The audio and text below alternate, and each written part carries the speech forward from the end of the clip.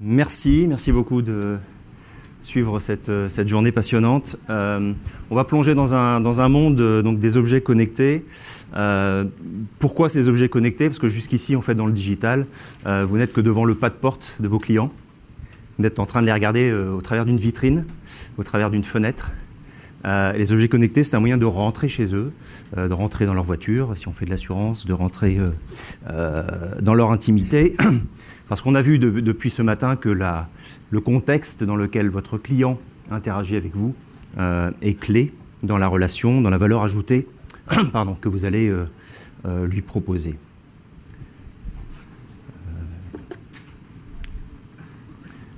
Donc j'ai en charge chez EY tous les projets de transformation, d'exécution, qui utilisent ces nouvelles technologies, les objets connectés, mais également le big data, le cloud, pour exécuter de façon rapide l'ensemble des services digitaux auxquels vos clients aspirent.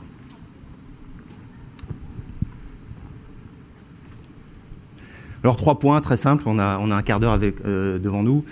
Qu'est-ce que c'est que ces objets connectés?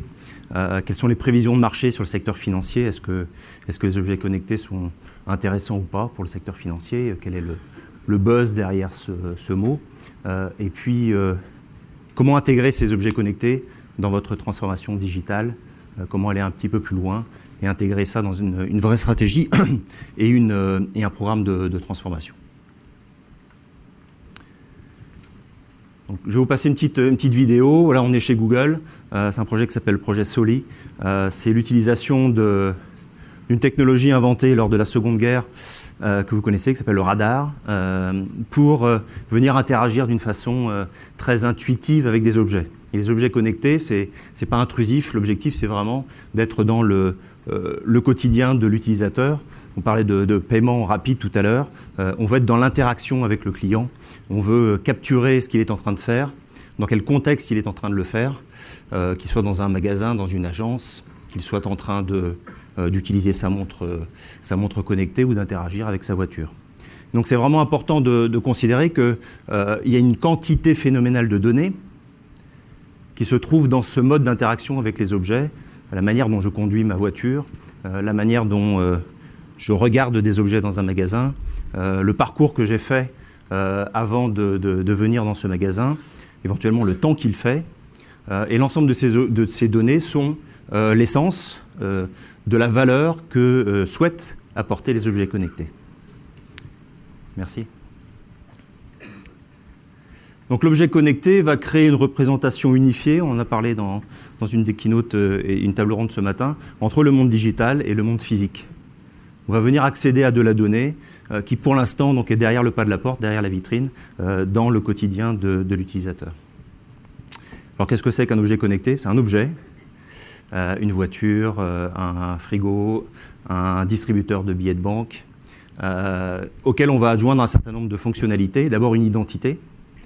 Un objet connecté est un objet unique. Il a un nom, il est unique, donc je sais le chercher, je sais le trouver, je sais l'identifier, je sais regarder l'ensemble de ses caractéristiques. Un objet connecté, il est connecté et donc il est en capacité de mesurer, de comprendre la manière dont il interagit en tant qu'objet avec moi en tant qu'être humain ou avec l'ensemble du reste de l'écosystème, des objets ou des autres personnes qui se trouvent autour. Donc il est bardé de capteurs. Si on prend un DAB, on va lui mettre un capteur de gaz, puis on va voir s'il n'y a pas quelqu'un qui est en train de mettre un tuyau dans le DAB pour essayer de le faire exploser. Et donc faire en sorte derrière que cet objet remonte de l'information. Troisième caractéristique clé de l'objet connecté, il est connecté, donc il est capable d'envoyer cette information à un système. Il est capable également de recevoir des ordres, parce qu'un objet connecté, il a une quatrième caractéristique qu'on oublie assez souvent, c'est qu'il est capable également d'agir sur son environnement. Ce n'est pas juste un capteur, ça c'est ce qu'on fait depuis 30 ans, ce n'est pas juste un moyen de récupérer de l'information, c'est un objet sur lequel on peut venir agir sur l'environnement physique. Je peux interrompre le moteur d'une voiture de quelqu'un qui ne paye plus son crédit auto. J'en entends qui rigolent, mais ça a été fait aux États-Unis il n'y a pas très longtemps. Voilà, donc je peux localiser un bien pour lequel quelqu'un est en train de ne plus payer, de plus rembourser. Mais je peux également apporter de la valeur et je peux également faire en sorte que l'automate qui est devant moi se comporte différemment parce que je suis moi, que je viens de sortir de l'agence ou bien que je viens de sortir du métro.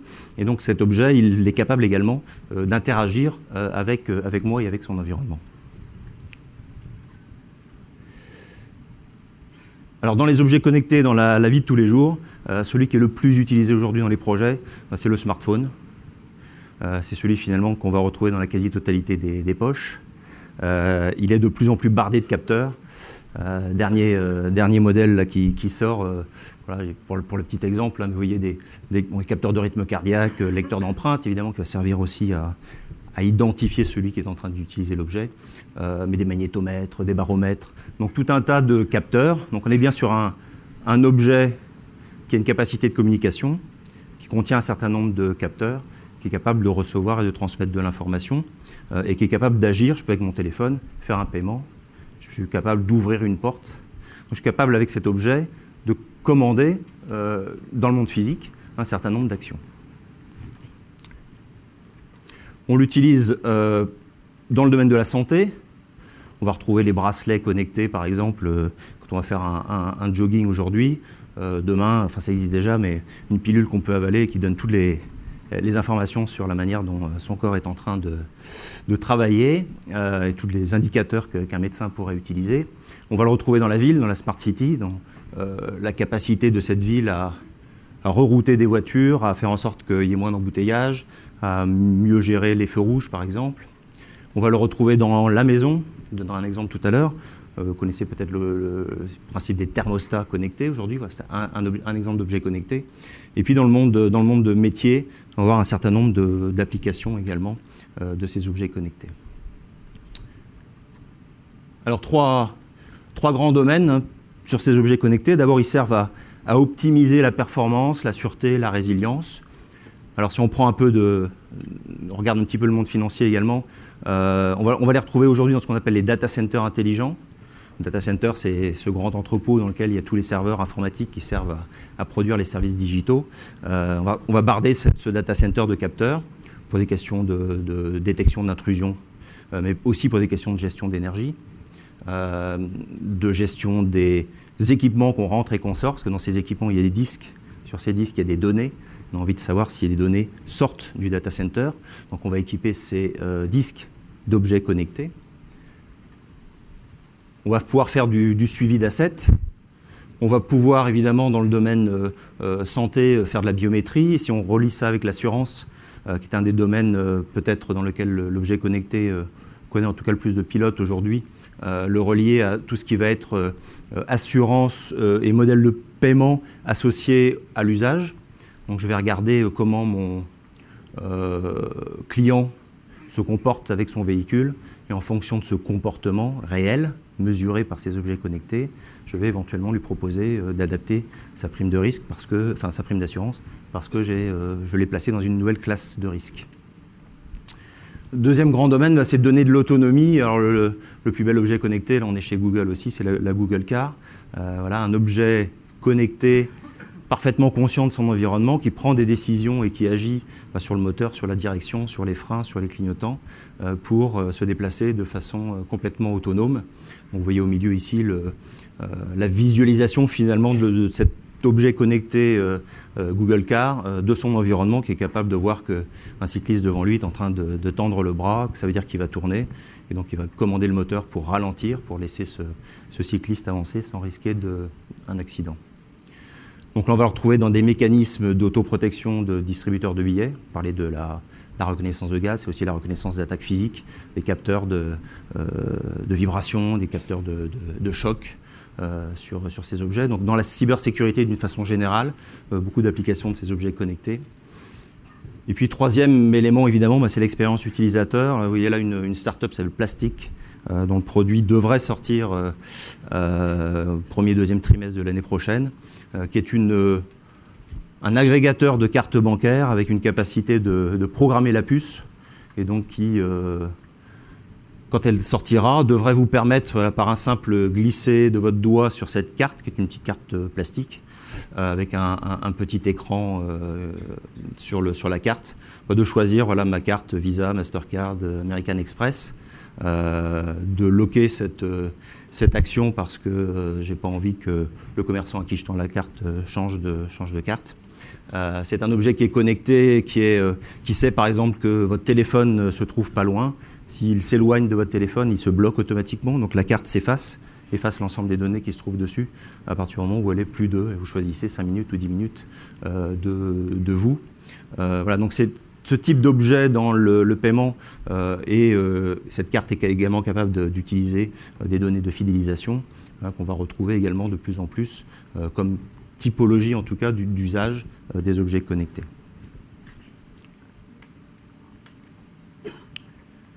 Alors si on regarde le secteur financier par rapport aux autres secteurs, en fait, il y a plein de chiffres, il y a plein de buzz sur les objets connectés. Les chiffres vont du simple au double, voire au triple. C'est un peu la surenchère du million, du milliard d'objets connectés, de services.